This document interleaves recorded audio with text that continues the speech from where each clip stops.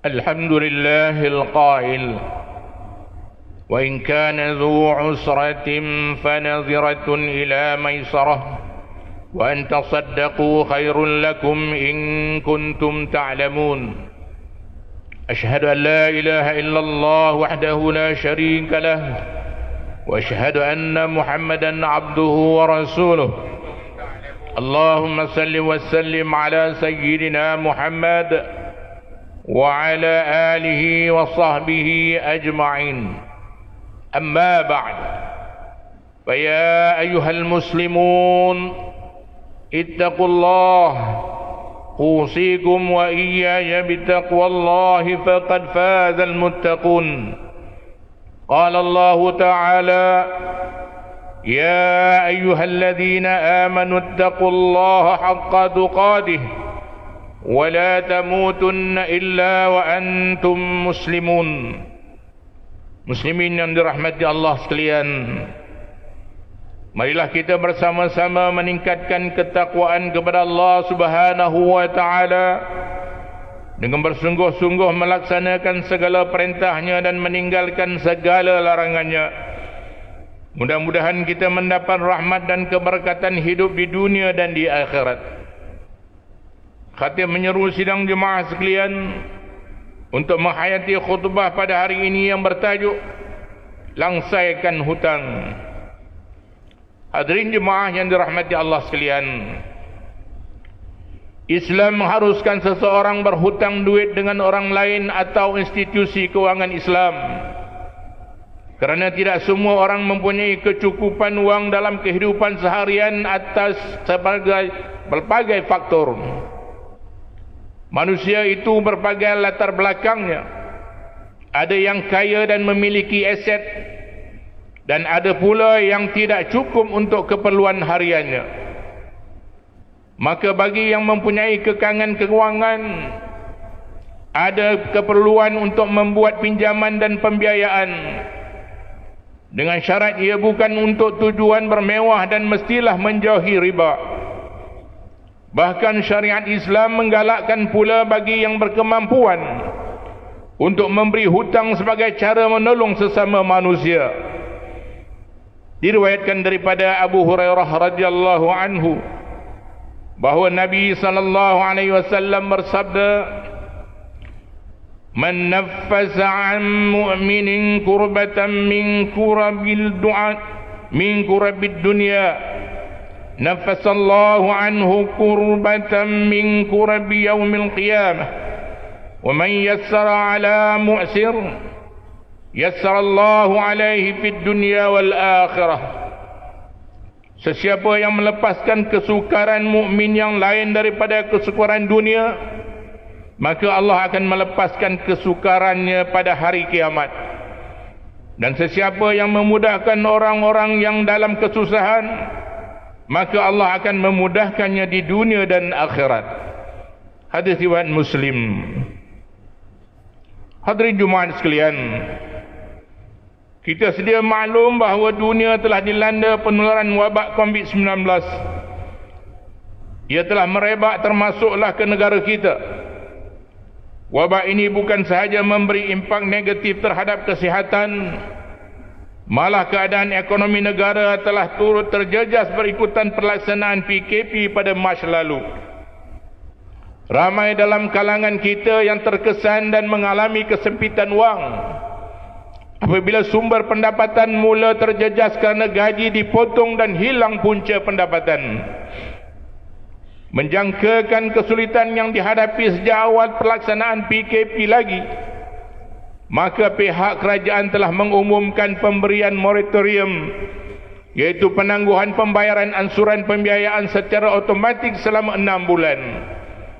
Langkah ini bertepatan dengan firman Allah dalam surah Al-Baqarah ayat 280.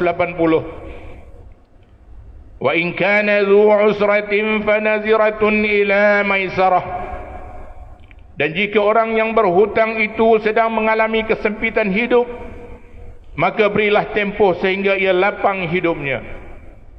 Hadirin yang dirahmati Allah Subhanahu wa taala sekalian,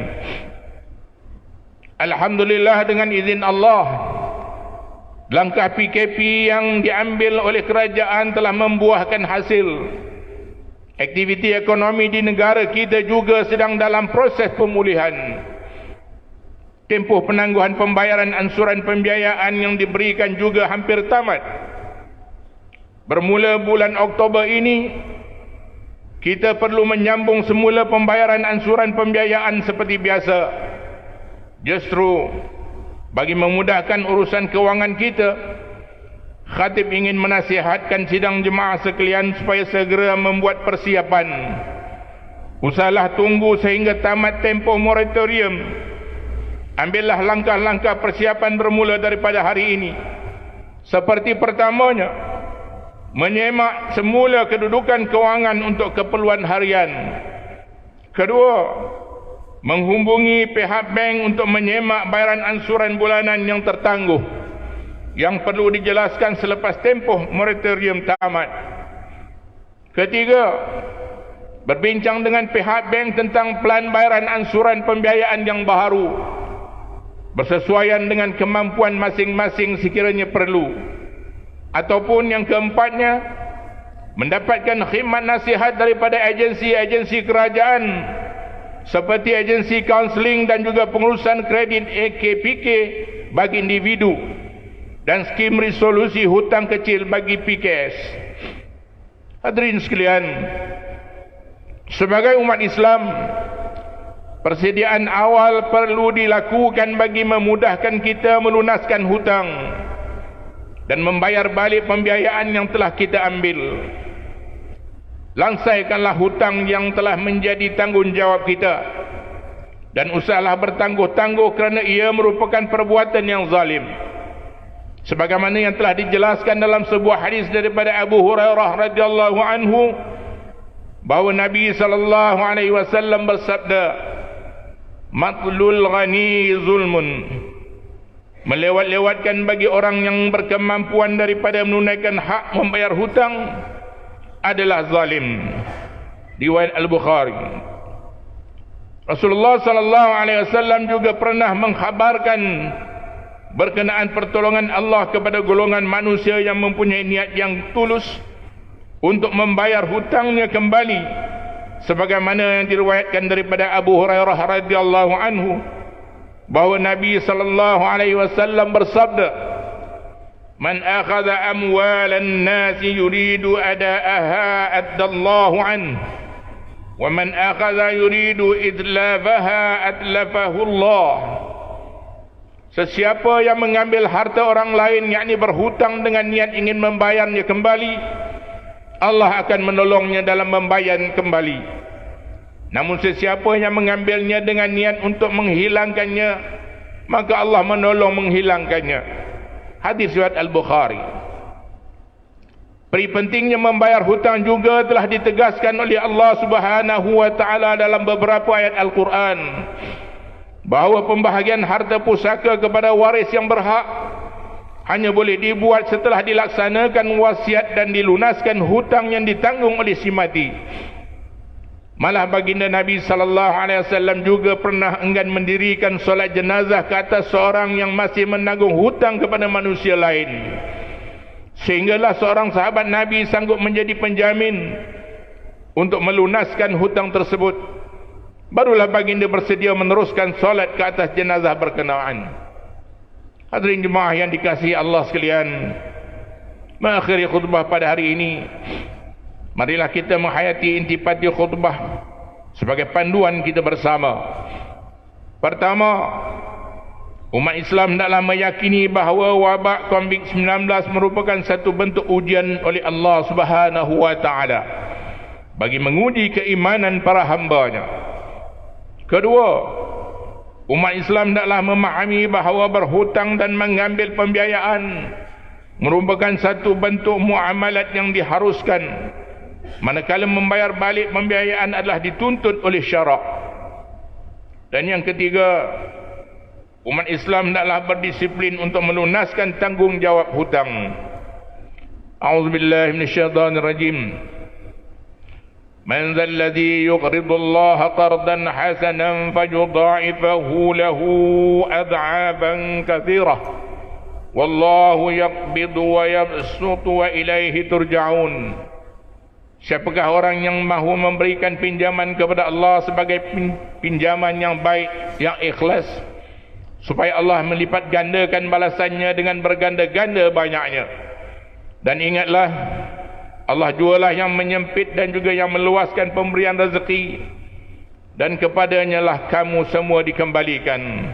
Al-Baqarah 245. Barakallahu li wa lakum fil Qur'anil azim, wa nafa'ni wa iyyakum bima fihi minal ayati wadh-dhikril hakim, wa taqabbala minni wa minkum tilawatahu innahu huwas samiul alim. aqulu qawli hadha wa astaghfirullahal azim li wa lakum wa lisairil muslimina wal muslimat fastaghfiruhu innahu huwal ghafurur rahim.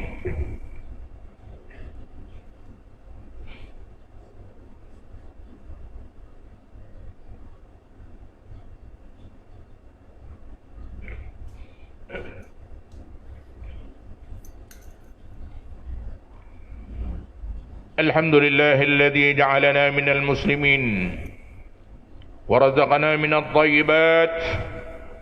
أشهد أن لا إله إلا الله وحده لا شريك له، وأشهد أن محمدا عبده ورسوله.